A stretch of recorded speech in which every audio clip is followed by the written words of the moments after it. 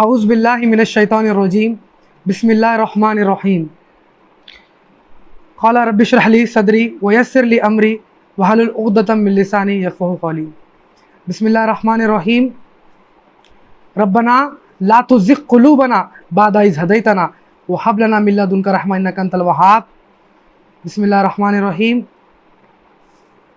लक़द काना लकुम फ़ी रसूलिल्लाहि व उस्वतुल हसना। अम्मा बाद, मैं इस महफ़िल में मौजूद आप तमाम का इस्लामिक तरीक़े से इस्तक़बाल करता हूँ। अस्सलामु अलैकुम व रहमतुल्लाहि व बरकातुहू। जिसका माना है अल्लाह सुब्हानहू व तआला की रहमतें, बरकतें, सलामती आप तमाम पर हो। शुरुआत में जो मैं आयत पढ़ा कुरान की सूरह आले इमरान सूरह नंबर 3 की आयत नंबर 8, इसमें अल्लाह सुब्हानहू व तआला बहुत ही प्यारी दुआ सिखाए हमको। वो दुआ ये है, रब्बना ला तुज़िग़ क़ुलूबना बअद इज़ हदैतना।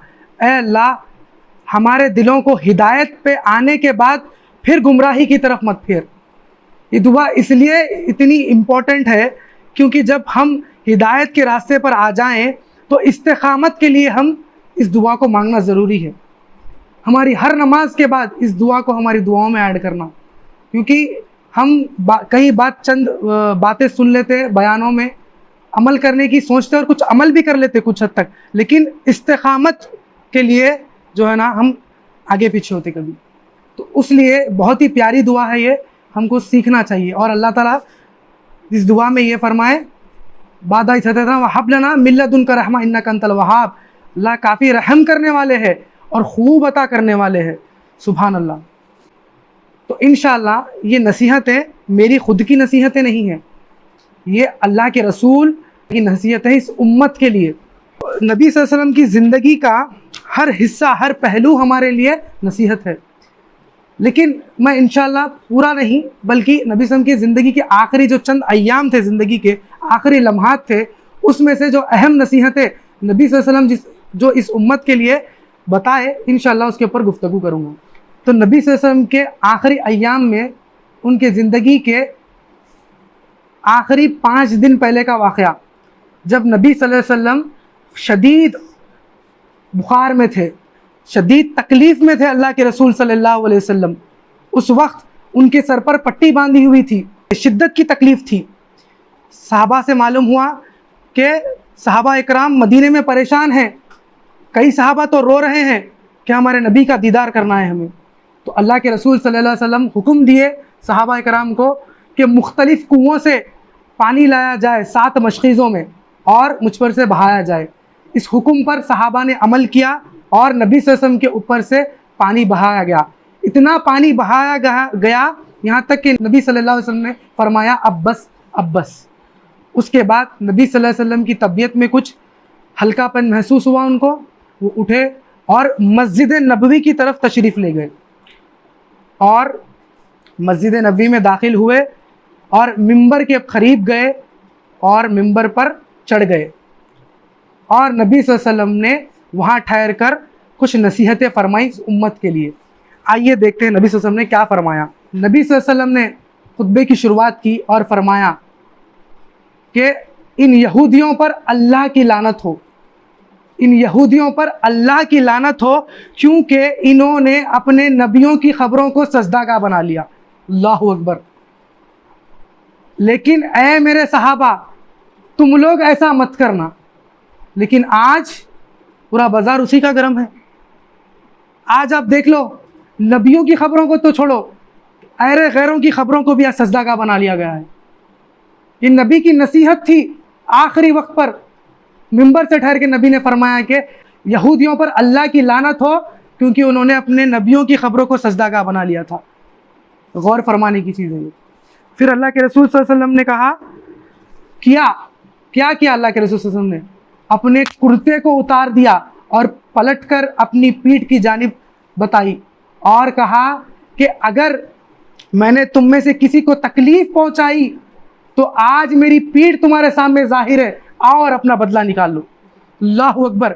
वक्त के नबी मिंबर पर ठहर कर कह रहे हैं कि आइए, अगर मैंने तुमको कोई भी तकलीफ़ दी, चाहे हाथ के ज़रिए, चाहे ज़बान के ज़रिए, या फिर कुछ इशारे के जरिए भी अगर तुमको कोई तकलीफ पहुंची तो आओ और मेरी पीठ आज तुम्हारे सामने जाहिर है और अपना बदला निकाल लो। वक्त के रसूल ठहर के ये फरमाए। अल्लाह के रसूल की इससे हमको सबक क्या मिला, क्या नसीहत मिली कि नाहक के कभी भी किसी को तकलीफ नहीं पहुंचाना। अपनी ज़बान से, अपने हाथ से, कोई भी अपने तरफ से कोई ऐसा ज़रिया ना अपनाओ कि जिससे किसी को तकलीफ़ पहुँचे नाहक के। फिर अल्लाह के रसूल सल्लल्लाहु अलैहि वसल्लम जो ना ज़ोहर की नमाज का वक्त हुआ, मिंबर से उतरे और ज़ोहर की नमाज अदा की। उसके बाद अल्लाह के रसूल सल्लल्लाहु अलैहि वसल्लम फिर मिंबर पर चढ़े। मिंबर से आखिरी खुतबा था अपनी हयात का इस उम्मत के लिए। और नबी सल्लल्लाहु अलैहि वसल्लम ने खुतबे के दौरान एक शख्स ने कहा कि ए नबी सल्लल्लाहु अलैहि वसल्लम, आपको मुझे 3 दिनार देना बाकी है। तो अल्लाह के रसूल सल्लल्लाहु अलैहि वसल्लम फ़ज़ल बिन अब्बास रज़ी अल्लाह ताला को फरमाया कि अदा कर दो। अदा कर दिए गए।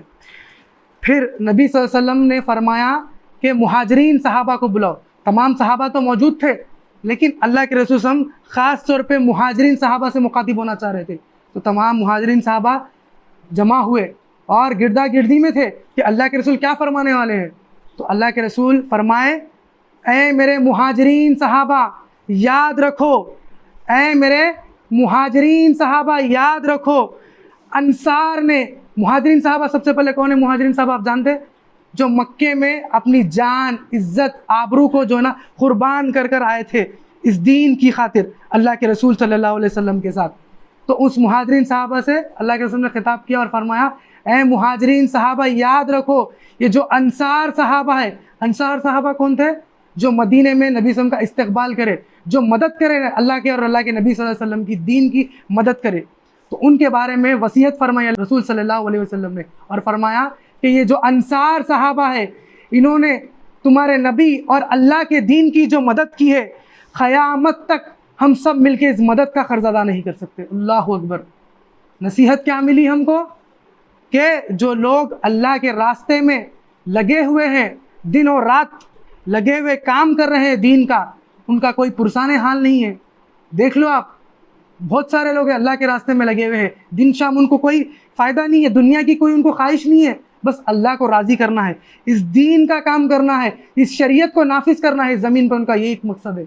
दुनिया से उनको कोई लेना देना नहीं है। हमको नसीहत ये मिली कि हम इनका क़र्ज़ अदा नहीं कर सकते, इन्होंने अपना हक़ अदा कर दिया, तो अगर इनमें से कोई, जब मैं गुज़र जाऊँ तो अगर इनमें से कोई गुनाह भी कर दे छोटा मोटा, तो इन्हें नज़रअंदाज कर देना। सुभान अल्लाह।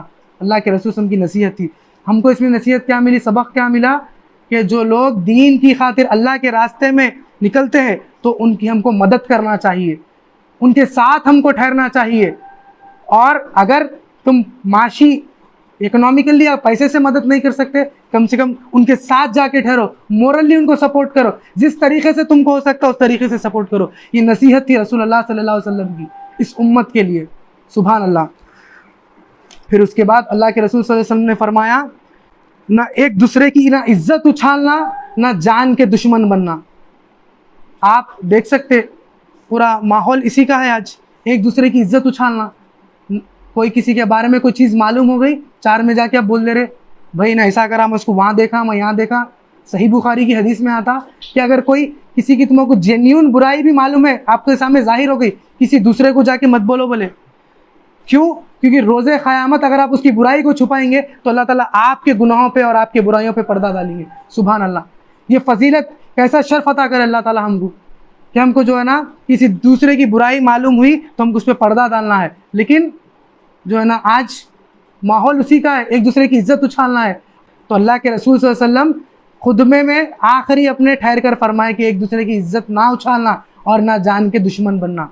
जान के दुश्मन आज देखो कितने मर्डर्स हो रहे, खुद अपने आप मुसलमानों में ही जो ना एक दूसरे का कत्ल कर रहे, और कत्ल कर कर क्या हो रहा उन लोगों का, मुजरिम करार नहीं हो रहे, बल्कि भाई बन जा रहे, पहलवान बन जा रहे, मोहल्ले में सेलिब्रिटी बन जा रहे, दावतों में गए तो चार को ले लेके फिर रहे और लोग उनकी सेल्फियाँ ले रहे, लेके उनको सेलिब्रिटी बना दे रहे। अल्लाह के रसूल फरमाए कि जान के दुश्मन मत बनना। अगर तुम्हारे पास दम है, तुम कत्ल किसका कर रहे? तुम्हारे से जो कमज़ोर है उसका कत्ल कर रहे। दम है तो जाओ, जो दीन को नुकसान पहुंचा रहे आज उनसे जाके लड़ो, दम है तो तुम नहीं। लेकिन तुम किसका कत्ल कर रहे, किसको ऊपर जुल्म कर रहे? जो तुम्हारे से कमज़ोर है। अल्लाह के रसूल फरमाए ना एक दूसरे की इज्जत उछालना, ना जान के दुश्मन बनना।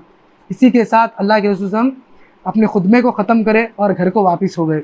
और दिन गुजरते गए, शिद्दत की तकलीफ़ में थे रसूलुल्लाह सल्लल्लाहु अलैहि वसल्लम, कर्ब की हालत में थे। और माहौल, घर का हाल भी इस तरीके से था कि घर में चूल्हा नहीं जला था। यहाँ तक कि रात के वक्त घर में तेल नहीं था चिराग जलाने से, तो पड़ोस से बीबी आयशा ने आयशा रज़ी अल्लाह ताला ने तेल मांग कर चिराग जलाया था। इतनी बुरी हालत में थे। आज हम कुछ भी ज़रा तकलीफ़ आ गई हम पर तो हम नाशुक्रापना करते। तकलीफ़ आई तो तकलीफ़ के साथ ज़िंदगी गुजरना, ये भी सुन्नतों में से है नबी सल्लल्लाहु अलैहि वसल्लम की। तो तकलीफ़ के साथ जो ना नबी सल्लम के आखिरी जो ना दिन गुजरे, और वो 5वां दिन आया नबी सल्लल्लाहु अलैहि वसल्लम की ज़िंदगी का आखिरी दिन, जब पीर का दिन था, सन 11 हिजरी पीर का दिन, 12 रबीउल अव्वल, फजर की नमाज अबू बकर सिद्दीक़ ने अदा की। उसके बाद चाश्त का वक्त था, नबी सल्लल्लाहु अलैहि वसल्लम शदीद तकलीफ़ की हालत में थे, और उस वक्त आखिरी लम्हात थे नबी सल्लल्लाहु अलैहि वसल्लम की ज़िंदगी के। और बीबी फ़ातिमा तशरीफ़ ले आईं और उनके साथ कई सहाबा थे कि आए नबी सल्लल्लाहु अलैहि वसल्लम को देखने के लिए कि क्या हाल है मेरे नबी का। और फ़ातिमा रज़ी अल्लाह ताला जब नबी से मुलाकात की तो फ़ातिमा रज़ी अल्लाह ताला रोने लगी, ऐ मेरे अब्बा की तकलीफ़, ऐ मेरे बाबा की तकलीफ़। और नबी ने फरमाया, ऐ फ़ातिमा तू गम ना कर, इस तकलीफ़ के बाद तेरे बाबा को कोई और तकलीफ़ नहीं होगी। ये आखिरी तकलीफ़ है तेरे बाबा को, इसके बाद तेरे बाबा को कोई और तकलीफ़ नहीं होगी। अल्लाह अकबर। मेरे नबी ने ये फरमाया, मेरे नबी ने ख्वाहिश की हसन और हुसैन को बुलाया जाए और उनके बारे में कुछ वसीयत की। उसके बाद अपनी अज़वाज मुतहहारात से मिलने की ख्वाहिश की, उनसे मुलाकात की और कुछ वसीयतें की।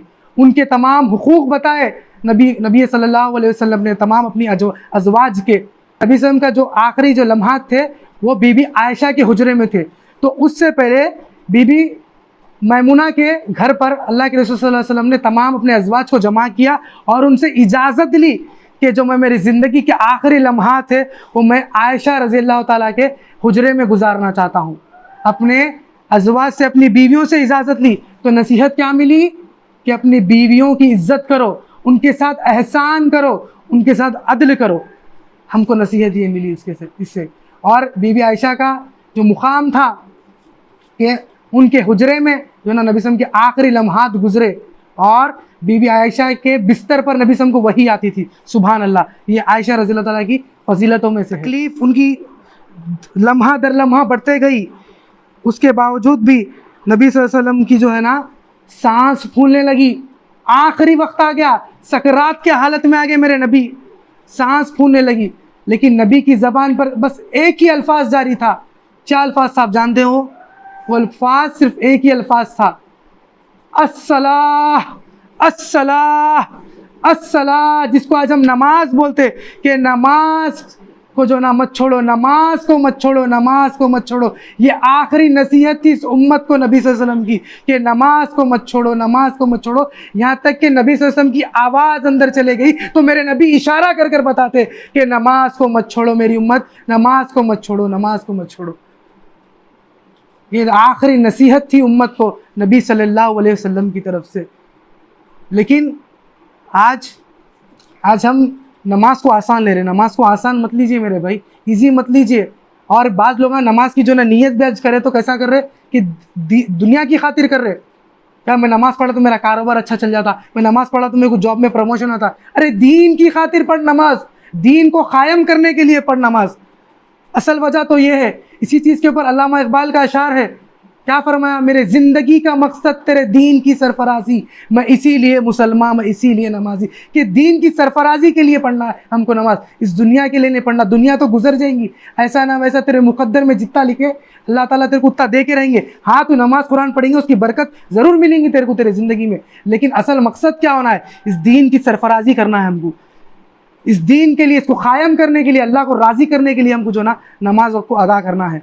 नमाज की जो है ना नसीहत करे रसूलुल्लाह सल्लल्लाहु अलैहि वसल्लम, आखिरी नसीहत थी।